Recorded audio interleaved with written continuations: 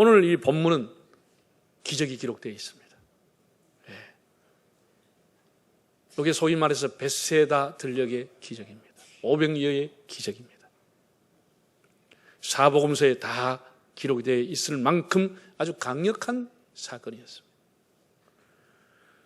우리가 할 때는 기적이지만 예수님에게 그것은 일상에 불과합니다. 사복음서를 보면, 요한복음 보면 때와 장소가 나와 있습니다. 이곳은 빈들이요 날은 저물었나이다.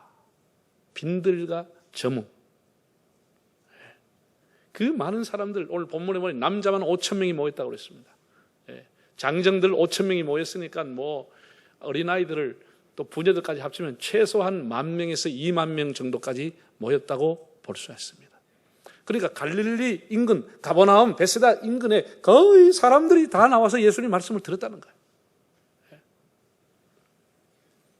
그 수많은 사람들을 한꺼번에 먹인다고 하는 것 자체는 거의 불가능이죠. 여러분, 그때 무슨 패스트푸드가 있습니까? 뭐 밥차가 있습니까? 배달해 줍니까?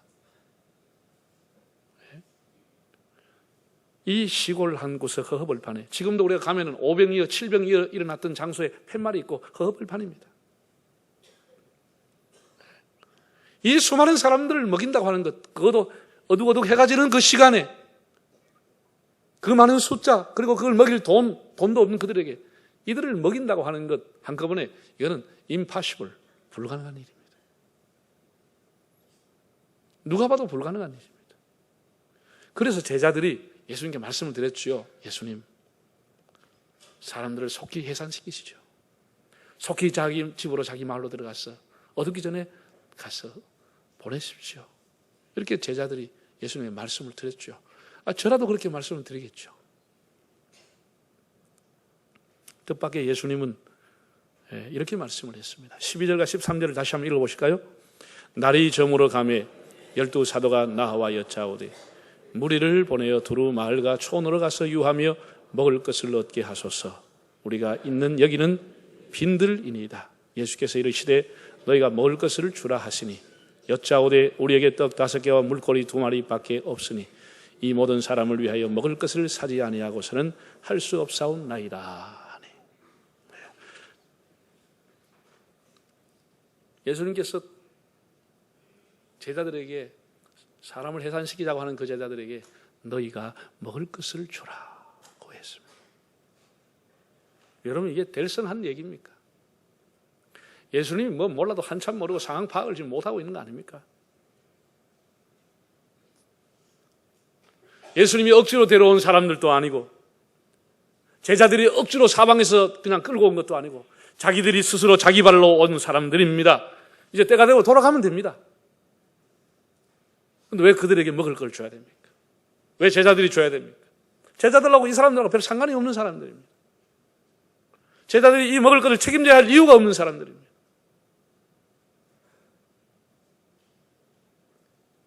우리는 이 말씀이 굉장한 우리에게 부담으로 다가오고 있습니다.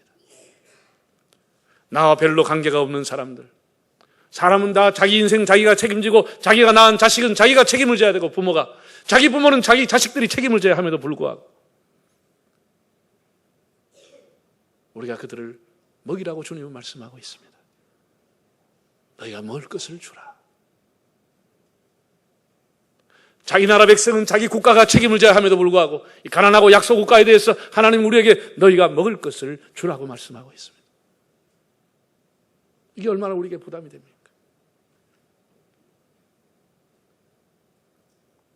우리하고 아무 상관이 없는 사람들 같은데 오늘 성경의 말씀은 너희가 먹을 것을 주라. 선진국의 각성을 요하는 자료를 보면은 인간이 기본적으로 생존에 필요한 최소 에너지의 400배를 선진국과 그 국민들이 소비하고 있다는 겁니다. 다시 말해서 아무 생각 없이 우리나라도 이제 선진국이나 마찬가지 아니겠습니까? 대소변을 본 후에 의뢰이 내리는 변기의 물, 우리들이 한 번 내리는 그 물이면 아프리카 사람들이 하루 종일 사용할 수 있는 분량의 물입니다. 한 사람이. 우리가 한 번 변기 내리는 그 물, 그 물을 얻기 위해서 2시간, 3시간 가서 그것도 흙탕물을 길러옵니다.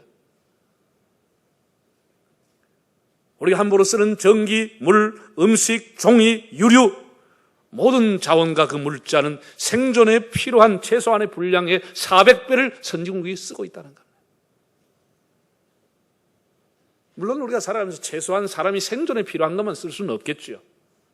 그러나 우리가 이렇게 과한 소비를 아무 생각 없이 하고 있다는 얘기입니다. 우리는 이 지구촌과 지구촌의 내일을 위해서라도 전략을 해야 됩니다. 우리가 다음 세대를 위해서 너희가 먹을 것을 주라. 먹을 것을 남겨둬야 하는 것입니다. 자원의 무분별한 낭비와 환경오염, 오염과 남용, 이산화탄소의 대량 배출, 이런 것을 우리가 자제하지 않으면 다음 세대가 먹을 것이 없고 자원이 다 말라버리는 것입니다. 여러분, 자원이라고 하는 것은 총량은 한정되어 있습니다. 어느 날 기름이 떨어질 수 있습니다. 어느 날 석탄도 떨어질 수 있습니다. 어느 날 산림들이 다 잘려나가서 건축자재로 써버리고 바닥이 날 수 있습니다. 지하 자원이 고갈될 수 있습니다. 물도 모자랄 수 있습니다. 우리가 다음 세대를 위해서 너희가 먹을 것을 남겨주고 줘야 하는 것입니다. 세계가 다 선진국이 된다고 하면은 아마 세계 자원은 10년 안에 다 사라집니다. 벙벙 서대니까. 가난한 나라가 있다고 하는 것이 얼마나 감사한지 모릅니다. 그래서 잘 사는 나라가 가난한 사람을 도와줘야 되는 겁니다. 그 사람들의 환경, 그 사람들이 환경을 보호해주고 안 쓰기 때문에 넉넉히 쓸 수 있기 때문에 도와줘야 하는 것입니다. 너희가 먹을 것을 주어라. 우리가 먹을 것을 남겨야 합니다. 여러분, 이북이 저렇게 먹고 살기 어렵다고 하면서 탈북을 하고 그러는데도 연초부터 핵실험을 해가지고 세계를 깜짝 놀라게 했습니다. 핵무기 포기하지 않습니다. 국가의 생존이 핵무기에 있다고 그들은 생각하기 때문에 절대 포기하지 않습니다. 저렇게 공포 정치를 하는, 고생하는 동포들, 굶어있는 동포들, 핵무기를 만들고 있는 저 정권, 주님은 우리에게 너희가 먹을 것을 주어라고 말씀하고 있습니다. 이것이 우리 교회의 딜레마인 것입니다. 지난해 햇볕 정책을 통해서 많은 물자를 줬습니다. 도와주지 않았으면 굶어서 많은 사람이 죽으면서 정권이 무너질 수 있는데 그 햇볕 정책을 써서 도와줬다고 하는 것이 오히려 핵개발로 나타났습니다. 너희가 먹을 것을 주어라, 이 말씀이 정말 우리에게는 뜨거운 감자가 되고 우리로 하여금 딜레마에 빠지게 하고 있습니다. 길거리에는 많은 노숙자들, 가난한 사람들, 약자들, 이런 사람들에게 너희가 먹을 것을 주어라고 주님이 말씀하고 있습니다. 우리가 외면할 수 없는 대상들입니다. 이번에 우리 학생들이 캄보디아에 가서도, 거기 가서도 바퍼가 있어요. 바퍼가. 거기 가서 바퍼 했다고 저한테 사진을 보내왔더라고요. 우리가 살아가면서 늘 약자를 위한 배려라 할까? 내가 약자를 위해서 뭘 할까라고 하는 생각을 해야 됩니다. 주님은 너희가 먹을 것을 주어라고 말씀하고 있습니다. 해지는 인생들에게. 우리 그리스도인들은 늘 남을 먹이려는 마음을 가져야 합니다. 남을 먹이고 남에게 베풀고 남에게 후하게 해주는 것, 그게 주님이 주신 우리의 마음입니다. 여러분, 그렇게 마음을 먹고 살면은 하나님이 남에게 줄 수 있고 남을 살리고 남에게 베풀 수 있는 은혜를 주십니다. 남에게 주려고 하는 사람, 남을 먹이고 남을 살리려고 하는 사람이 더 노력하겠죠. 더 열심히 살겠죠. 더 수고하겠죠. 더 자기 걸 아껴 쓰겠죠. 예수님께서는 수많은 배고픈 장정을 먹이셨고 예수님을 찾아온 사람을 단 한 사람도 빈손으로 보내지 않았습니다. 우리가 남을 먹이고 베푸는 이런 생각들, 이게 주님의 마음입니다. 너희가 먹을 것을 주라고 했습니다. 그런데 여기 우리가 또 하나의 약점이, 사람은 늘 자기를 과시하려고 하는 생각을 갖고 있습니다. 자기 업적과 자기 이름을 드러내고 싶어 하는 겁니다. 내가 값없이 너희에게 그냥 무료로 주지 않겠다. 그 대신에 나에게 명예를 달라. 이런 생각들을 사람들이 모름지기 갖고 있습니다. 여러분, 예수님이 수많은 기적과 능력을 행했지만 사람들 앞에 자기를 과시하려고 능력을 행한 것 아닙니다. 나에게 이런 능력이 있다 하면 너희들이 봐라. 이렇게 해서 예수님이 보여준 것은 한 번도 없습니다. 예수님이 베세다 들녘에 모든 생방송 기자들 다 불러고 신문 기자들 다 불러서 봐라, 내가 오늘 이 사람 한꺼번에 다 먹일 수 있다, 한번 봐라, 촬영해라, 스탠바이, 그렇게 하고 한 거 아닙니다. 우리는 베풀고 하면서도 조용하게 하는 것입니다. 그걸 주님이 오른손에 하는 것을 왼손이 모르게 하라고 한 것입니다. 우리의 이름을 드러내고 자기를 과시하고 자기 업적을 드러내기 위해 살려고 하는 것, 그건 주님의 마음이 아닌 것입니다. 일반 사람은 그렇게 할 수 있습니다. 그 재미로 할 수 있으니까. 그거라도 영광을 받아야 하고 싶은 마음이 생기겠죠. 주님은 그렇게 하지 말아라는 거예요. 우리 하나님의 일을 할 때는 우리의 형편대로 하되 너무 우리의 이름을 앞세우지 않도록 해야 됩니다. 여러분, 내게 있는 게 가부에 가난한 엽폰 두 푼만 있다면 엽전 두 푼을 가지고 섬기면 되는 겁니다. 내게 있는 은사, 내게 있는 형편을 따라서 베푸는 것입니다. 우리가 때로는 남을 먹이고 남을 주다 보면 내 것을 못 챙기고 내 것을 못 먹을 때도 있습니다. 다 주고 나면. 그래도 하나님 앞에 감사하고 뭔가를 주려고 하는 마음을 가져야 하는 것입니다. 오프라 윈프리라는 미국 방송인이 있습니다. 이 사람이 한 얘기입니다. 내가 번 돈, 내가 가진 명성과 부로 그저 내 구두, 내 옷을 사는 것으로 만족하지 말고 그 이상 무엇을 하도록 하자. 그 이상 무엇을 하도록 하자. 이 참 우리를 울리는 말입니다. 내가 번 돈, 내가 허비하고 내가 소비하고 나를 위해 사용하지 말고 그것을 가지고 그 이상의 무엇을 좀 해보자. 그 이상의 무엇을. 오늘 제가 작년에 성탄 드렸던 연탄 헌금 다 복을 받았어요. 우리가 다 따신 데 살고 있는데 아직도 연탄을 떼고 있는 사람들 한 장이 600원입니다. 우리가 좀 마음을 가지고 천사 헌금도 하고 구제 헌금도 하고 러빙 현지도 하고 노인대학도 돕고 노인들 혼자 사는 독거노인 반찬하는 것도 우리가 좀 섬기고 한 주일을 내가 감당할게만, 이런 운동이 교회 안에서 일어나야 될 거 아니겠습니까?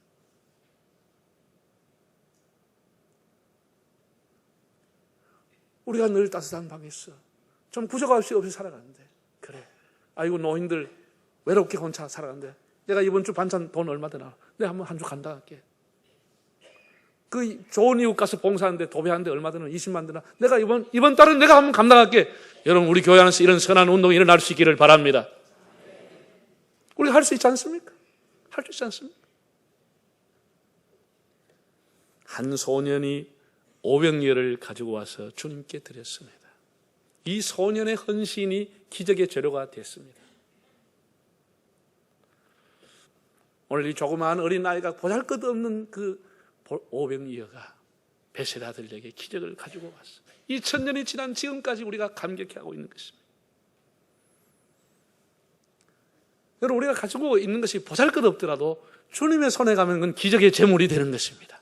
기적의 역사. 우리가 드린 헌금 10,000원, 20,000원 별거 아니지만 주님이 받으셨다고 하면 그 놀라운 일이 일어나는 것입니다. 여러분, 보리떡이라는 게 뭐 옛날에 연세 많은 분들 잡사봤지만은 뭐 가난하고 어려울 때 다 개떡이라고 해서 먹었습니다. 보리찌어 와서 뭐 많이 깎지도 않고 한 8분도 정도 깎아가지고, 그 많이 깎아면 먹을 게 없으니까 8분 정도 깎아가지고 그걸 밀가루 섞어가지고 먹었습니다.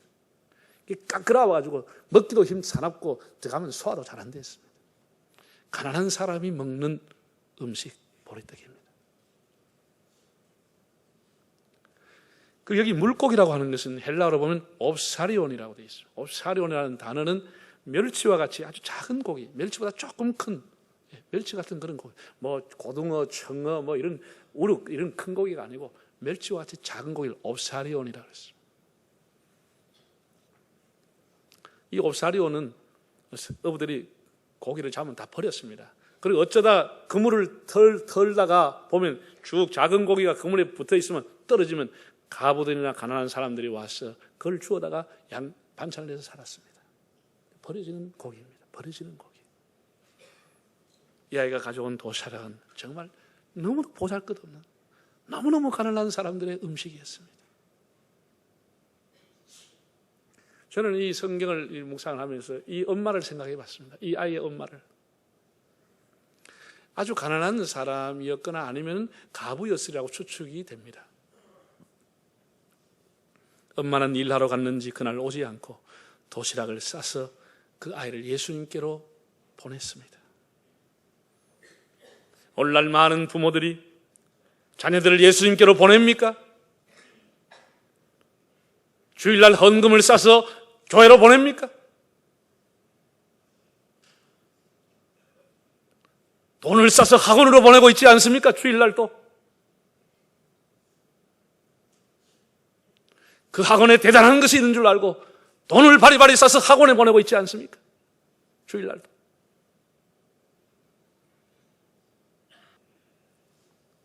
기적과 능력은 예수에게 있는 줄로 믿습니다. 기적과 능력은 교회에 있는 줄로 믿습니다. 우리가 아이들을 싸서 주님의 말씀이 있는 곳으로 보내야 하는 거죠. 주님 말씀이 수련회장으로 보내고 세미나에 보내고 학생들 훈련받는 곳에 보내고 예수님 말씀과 예수님을 교회를 소중히 여기는 여러분들이 되시기를 바랍니다.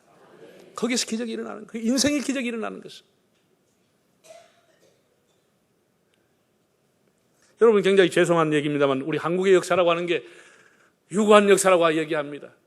우리 조선의 역사라고 하는 것은 다 가난의 역사요, 수탈의 역사요, 침략의 역사요, 다른 나라의 지배를 받는 역사였지 행복한 시대, 주권 시대는 거의 없었습니다.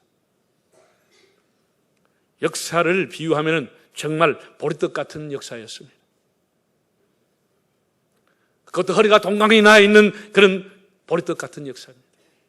그리고 우리 머리 위에 숯불이 있고 핵무기가 있는 언제 전쟁이 터질지 모르는 개떡 같은 역사를 우리는 갖고 있습니다.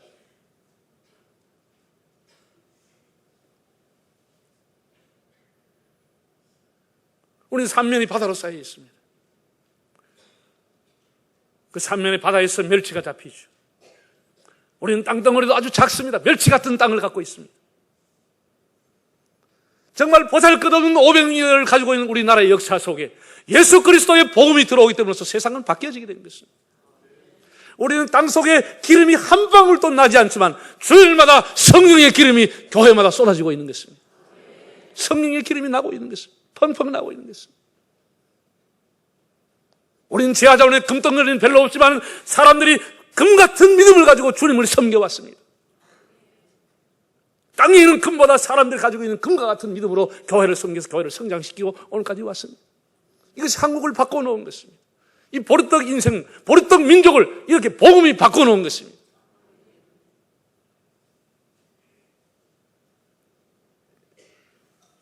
우리 주님은 베세다 들녘뿐 아니라 우리나라와 민족의 보리떡 운명과 멸치 운명을 이렇게 바꾸어 주었습니다. 할렐루야.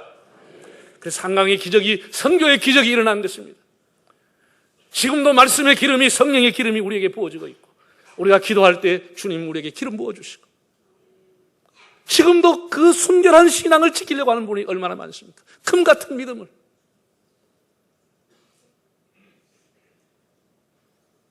그런 것이 한국교회의 기적을 가져오고 우리의 삶의 기적을 가지고 왔습니다. 그날 그 벳세다의 기적은 이 어린 나이에 보리떡의 헌신이 있었기에 가능한 것이었습니다. 그리고 더 중요한 것은 그날 그 자리에 주님이 계셨다는 사실입니다. 아무리 보리떡이 수천 개 있다 할지라도 예수님이 안 계시면 아무 기적이 나지 않습니다. 우리의 삶에 예수님이 계시면 놀라운 일이 일어나게 되는 것입니다. 이제 여러분이 남을 먹이고 남을 살리고 남을 일으키고 다음 세대를 일으키고 남에게 베푸는데 여러분이 헌신하고 기도하고 참여하시기를 바랍니다. 너무 내 것 움켜쥐지 말고 좀 베풀었어. 그래, 내가 교회 하는 이 일에 기쁘게 참여해야지.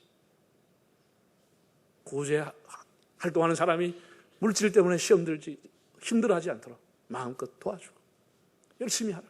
열심히 하라고. 그리고 여러분의 자녀와 손자들을 예수님께로 교회로 보내주시기를 바랍니다. 예수님께 와야 인생이 바뀌어지는 것입니다. 마지막 14절을 우리 다시 한번 읽어보겠습니다. 이는 남자가 한 5,000명 되밀어라. 제자들에게 이르시되 때를 지어 한 50명씩 앉히라 하시니.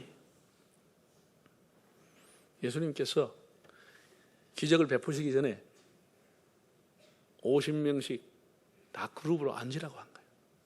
서 있지도 않고 다 앉으라고 한 거예요. 참, 이 말씀을 여러분 이 생각하면 예수님이 얼마나 지혜로운 분이신지 우리 이런 것을 다 배워야 되는 거예요. 우리가 이 안에 질서라고 하는 단어가 떠오르게 되는 겁니다. 여러분, 수백 명이 아니고 수천 명의 배고픈 남자들 장정이 모여있다. 이거 만약에 먹는 것이 너도 나도 나왔다고 하면 그날 갈릴리 신문에 200명이 압사해 죽었다고 나올 겁니다. 사람들이 먹는 거 못 참습니다. 그 떡 받으려고 나오다가 힘없는 사람 다 깔려 죽는 것이에요. 주님께서는 서 있지 않고 다 50명씩 때를 지어 다 앉으라고 한 거예요. 앉으라고 한 거예요. 앉으라고 한 거예요.